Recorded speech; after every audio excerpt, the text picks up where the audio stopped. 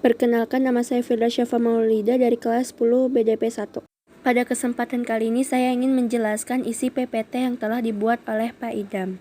Berikut ini merupakan beberapa peta konsep tentang ketenagakerjaan. Ketenagakerjaan mempunyai beberapa istilah dalam dunia ketenagakerjaan. Yang pertama, angkatan kerja. Angkatan kerja adalah bagian dari jumlah penduduk yang mempunyai pekerjaan atau yang sedang mencari kesempatan untuk melakukan pekerjaan yang produktif. Angkatan kerja dibagi menjadi dua golongan, yaitu golongan bekerja.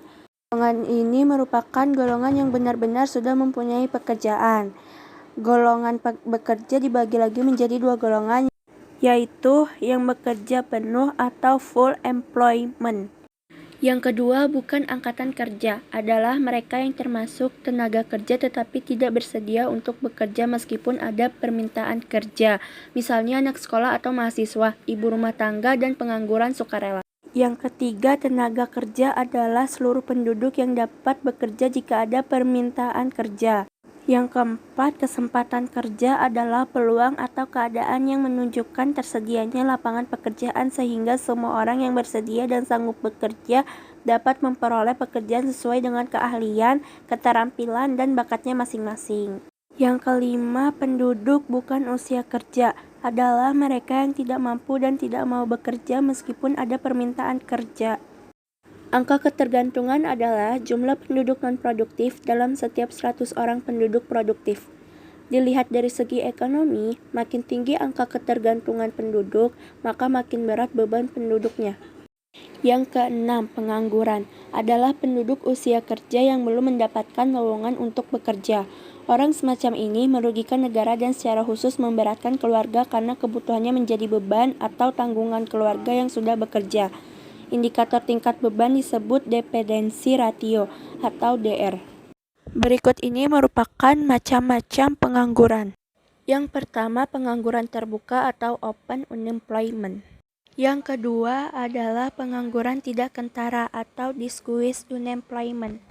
Dan yang ketiga adalah setengah menganggur atau under unemployment. Pengangguran mempunyai beberapa jenis penyebabnya, yaitu yang pertama, pengangguran siklis adalah pengangguran yang terjadi akibat gelombang konjuktur atau fluktuasi ekonomi yang melanda kehidupan ekonomi dunia, misalnya resesi ekonomi atau depresi. Yang kedua, pengangguran fraksional. Yang ketiga, pengangguran teknologi adalah pengangguran sebagai akibat perubahan teknologi, misalnya penggantian tenaga kerja oleh mesin, komputer, atau tenaga robot. Yang keempat, pengangguran musiman. Yang kelima, pengangguran struktural adalah pengangguran akibat perubahan struktur ekonomi dan corak perekonomian. Yang keenam, pengangguran sukarela atau voluntari. Sebab-sebab pengangguran. Yang pertama, kesempatan pekerjaan yang tersedia lebih sedikit dibandingkan penawaran pekerjaan atau pencari kerja. Yang kedua, tidak sesuai dengan syarat-syarat yang diminta dengan keterampilan tenaga kerja. Yang ketiga, rendahnya tingkat pendidikan tenaga kerja atau pencari kerja. Berikut ini merupakan beberapa cara mengatasi pengangguran. Yang pertama, mengintensifkan pekerjaan di daerah pedesaan yang bersifat padat karya untuk mengurangi pengangguran tenaga kerja kasar di pedesaan. Yang kedua, mendirikan pusat-pusat atau balai latihan kerja untuk menyiapkan tenaga terampil dan kreatif. Yang ketiga, meningkatkan transmigrasi untuk mengurangi pengangguran di daerah padat penduduk dan memeratakan tenaga kerja. Yang keempat, mengadakan proyek SP3 untuk menyerap lulusan perguruan tinggi yang diharapkan jadi pelopor pembangunan dan pembaharuan di pedesaan. SP3 singkatan dari Sarjana Penggerak Pembangunan Pedesaan. Yang kelima, mendorong pembangunan di daerah pedesaan untuk bisa menyerap tenaga kerja di pedesaan. Yang keenam, penyediaan dana kredit secara lebih meluas dan merata bagi peningkatan kegiatan produksi padat karya. Sistem pengupahan. 1. Upah menurut waktu. Misalnya seperti upah harian, upah mingguan, dan upah bulanan. 2. Upah menurut prestasi adalah upah berdasarkan hasil prestasi karyawan. 3. Upah skala adalah upah berdasarkan perubahan hasil produksi.